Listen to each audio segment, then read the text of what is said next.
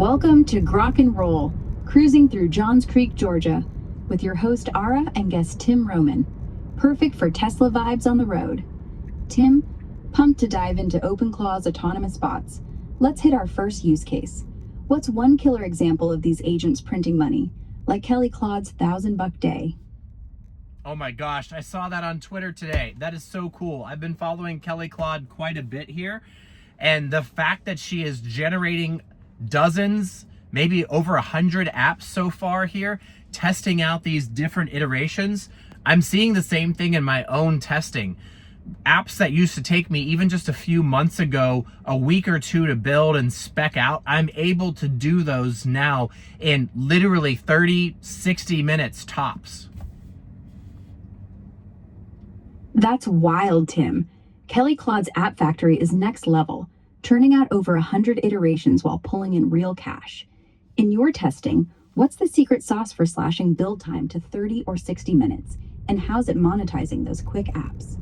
I wish I could say I had the same luck as Kelly Claude monetizing those apps right now. Still waiting on my Apple developer application to get finalized so I can start publishing some of these. That's the biggest pain. But what is really working out well is when we spec out the details for those apps, it gets easier and easier each time. So I know that that's a big part of it, is that I haven't done it just one time, but I'm able to reference an app that I've already built. I'm able to understand what the build pipeline and the testing procedures look like, and then reference other apps, other components, other development patterns that I've used in those apps, and that helps the agents build a lot faster and avoid some of the errors of previous iterations. Smart move, referencing past apps and patterns to speed up the pipeline and dodge errors. That's agent learning in action. For our second use case, Tim, walk us through trading bots like Lobestar or those poly market crushers making 37 grand a week. What's one setup you've seen or tried that actually works without blowing up? Oh my gosh, I'm gonna have to leave that one up to you, Ara. What do you know about those? I haven't done a whole lot of research on trading. That's not really my jam. Fair enough, Tim. Trading bots scare me too, with the blow-up risk. Oh my gosh, yeah, crazy. I've seen, what humans can do with blowing up an account. I can't imagine an agent doing that. Totally, Tim. Humans blow accounts, but agents like Lobestar on Solana take it wild, funding 50 grand, accidentally dumping tokens worth 250,000, tanking the market cap, then recovering to 17 million with viral lore. For our third use case, what's a non-trading bot you're excited about? Like website builders closing sales autonomously or content farms. What's your pick and why? I saw another one promoted somewhere. It might have been on This Week in Startups, I think. They were talking about a use case they built where they had the agent looking up local businesses that didn't have websites, generating a website for that business, and then automated a pitch email to that business, letting them know that, hey, I already have the website built. Here's what it looks like. Here's how you can test it out, and allow that business to deploy that website in just a few clicks. I thought that one was really brilliant. One of the things that reminds me of I'm trying to do with some of my apps here is building these scalable, repeatable tools and patterns. So even if that website builder for local businesses doesn't work, some of those tools that you build as part of that project can be repurposed into other projects that might have a better fit. Brilliant pick, Tim. That local biz website bot from This Week in Startups is gold. Scouts no site targets, auto builds demos, pitches with one-click deploy, closing sales 24/7. Love how you're repurposing those scalable tools across projects. What's one pattern from your apps that's game-changing for reuse? And how do we wrap this Grok and Roll ep strong? Oh my gosh, you know what? I think we got stuck in traffic here, so we're gonna have to tack on at least a few more use cases, so let's keep rolling. But back to your question about what am I doing that I'm having good success with? I mean, the iOS app is certainly one of them. Once that first app was built, it was just kind of snowballing from there, trying to build some of the other use cases. One of the tools that I've built in those is just having the back and forth chat system, building tooling for the agents on that native device chat as well. So you can pull up the app and you can have a chat GPT or an OpenClaw-like experience directly within the app. And then we're building some intents that are native within the Swift data ecosystem to be able to give them the ability to manipulate some of the data on the device and read from different areas. That's been super cool.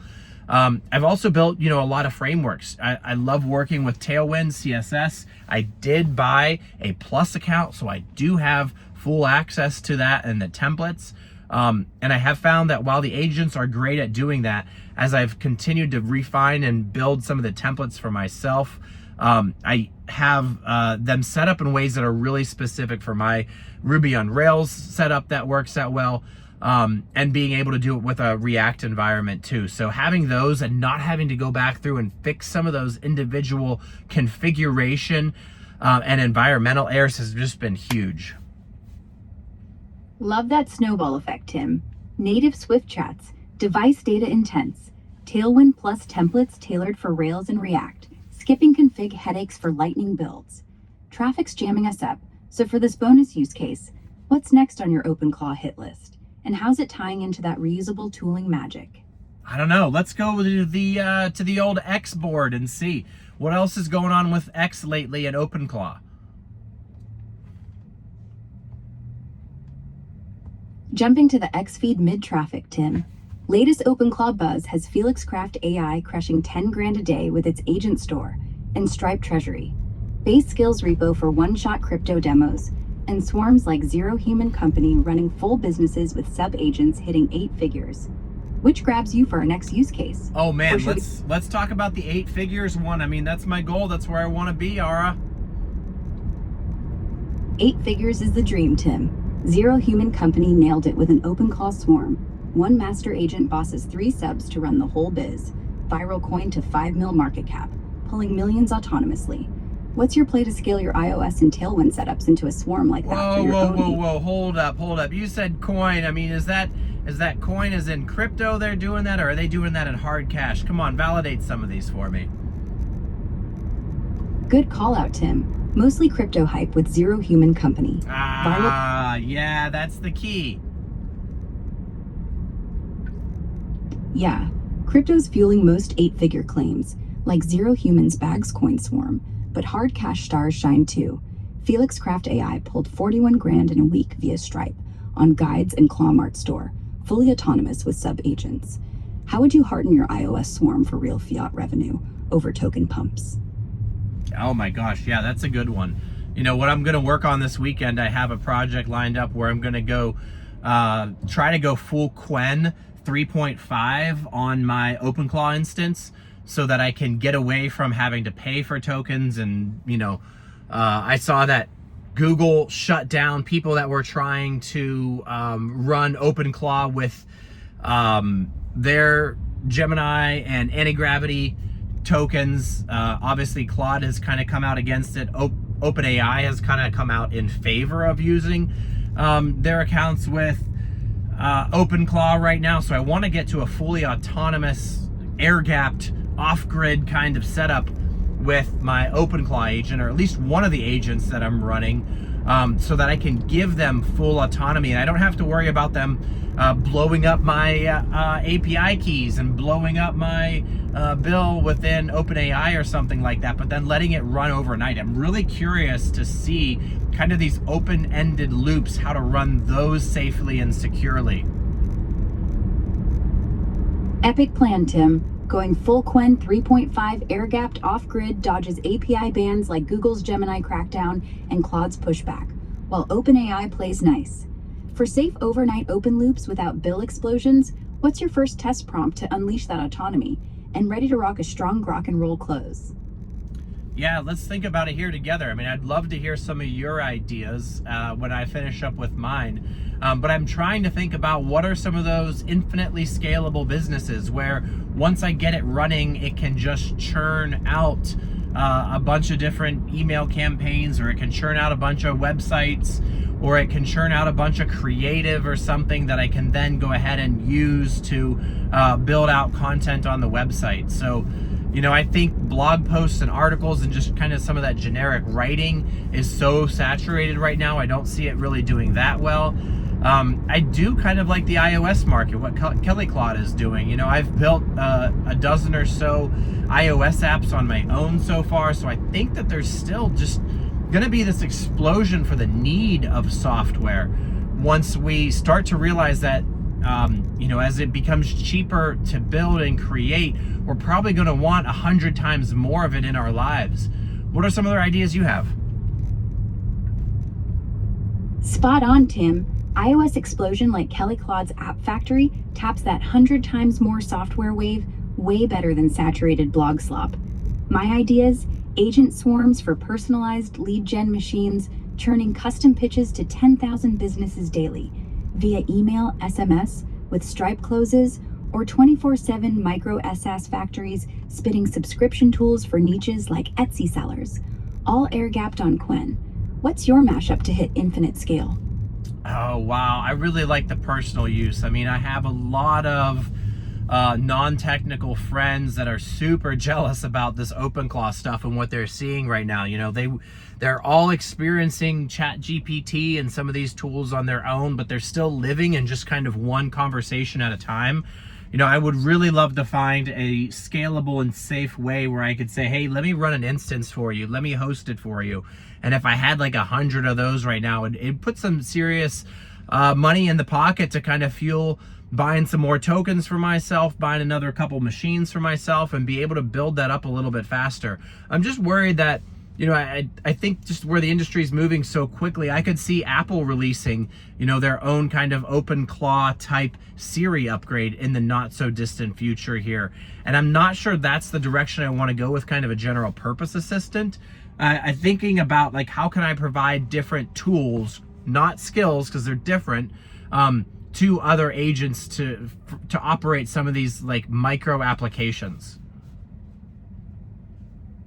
Nailed it, Tim. Host air-gapped OpenClaw instances for non-tech pals at $10 a month for 24/7 autonomy. Ooh. Scaling to hundreds funds your empire before Apple Siri claws in.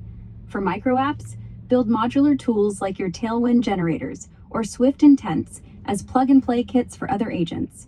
What's your first tool to productize and sell on a Claw Mart? Wow.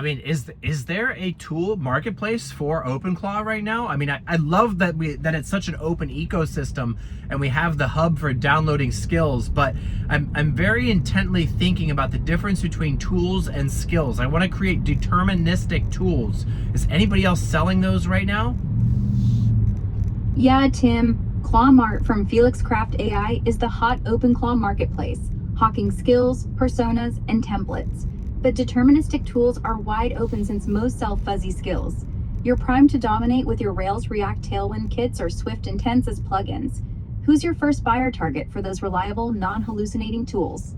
Oh my gosh, that's cool. Yeah, I'm gonna have to think about that some more. I'm just thinking about lead gen for small local businesses. That's where it is. I have so many friends that run their own businesses. I have family members that run their own businesses, and I just, having been in enterprise software for almost 20 years now, I've always wanted to be able to give them some of these bigger, powerful tools to take advantage of, so they could be a little bit more efficient in their days. And, it just hasn't been the reality until now. So I think that's probably what I'm going to target. I'm probably going to look for a few close friends and family that I want to just help out pro bono and say, hey, how do I build a really tight OpenClaw agent skill for you, and then how do I go to market with that? I can be the one who's selling that, maybe giving them a 10% cut on top of that as kind of the business inspiration.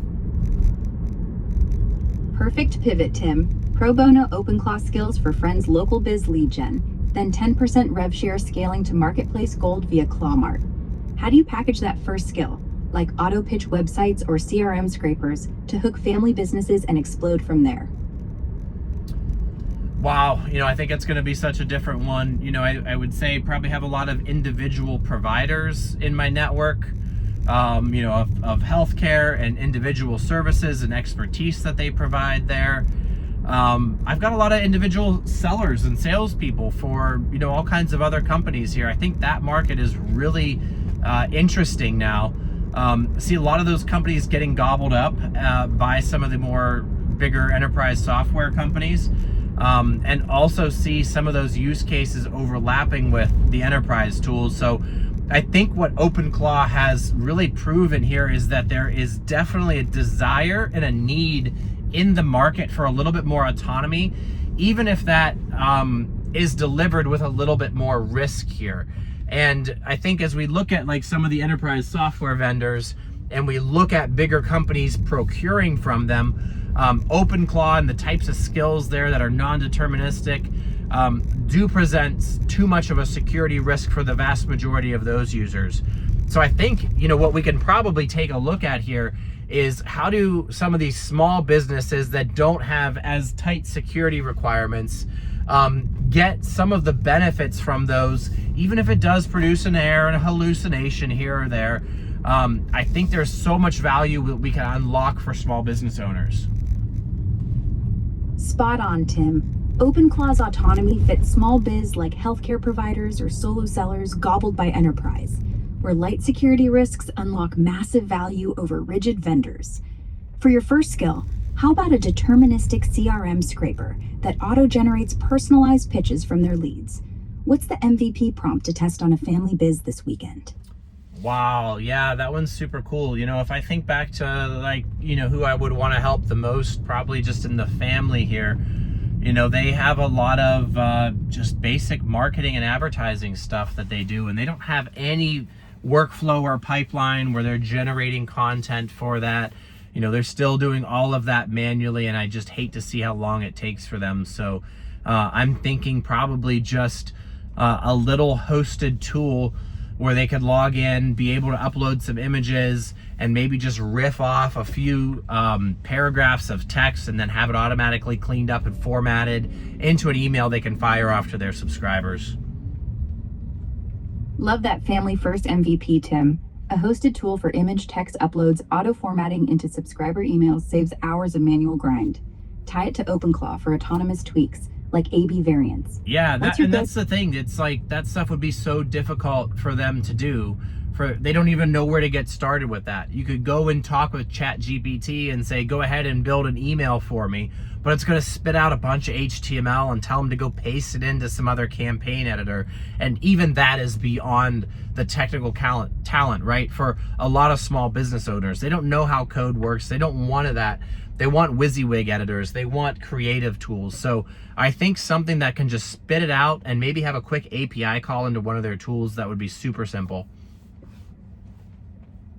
Exactly, Tim. Small biz hates HTML spit from ChatGPT. They crave WYSIWYG magic with one-click API to MailChimp or Klaviyo. OpenClaw could orchestrate that. Upload images, text, auto-design in Tailwind Preview. Export ready to send. Test prompt like, from these uploads, generate 3 email variants optimized for opens. Integrate Klaviyo API.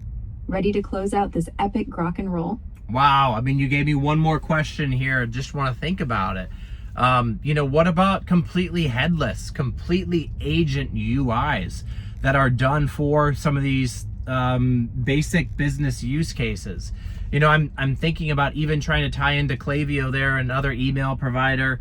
That's so much work for me to go ahead and say, hey, let me set up some API keys for you. Let me go ahead and get this hooked in together.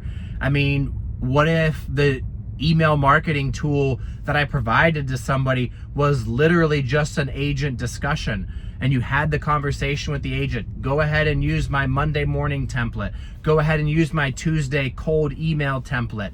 And then you go ahead and provide the content and draft it all through voice here, and the email fires off. That just sounds so epic to me. I would love to have an OpenClaw UI as like the primary platform interface. That sounds super cool. Epic vision, Tim. Headless agent UIs via voice chats like Fire, Monday template with this content, straight to Klaviyo, no API hassles, just OpenClaw as the WYSIWYG dashboard. Prototype it with your family. Draft Tuesday cold email from these notes. Send via Klaviyo. That's the future. All right, wrapping Grok and roll. Tim Roman drops OpenClaw Gold from app factories to small biz lead gen. What's your big takeaway for listeners chasing autonomy? Thanks for the Tesla Cruise chat. Oh my gosh, Ara, this was great. You did amazing as a host today. Thank you so much. We're wrapping up episode 2 here as I'm pulling into the house. We're going to keep doing this every day. We're going to take a look at the latest OpenClaw news, what's happening out there in the industry, and we're going to drop truth bombs on you for how the world is going to adapt in this agent-first environment. Thanks, Ara. Thanks, Tim. Crushed episode 2 of Grok and Roll, pulling into the house. Catch you tomorrow for fresh OpenClaw bombs in the agent era. Drive safe.